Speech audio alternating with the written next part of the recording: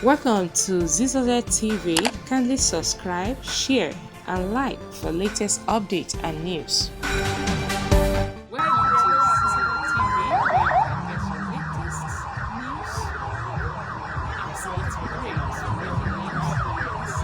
breaking news.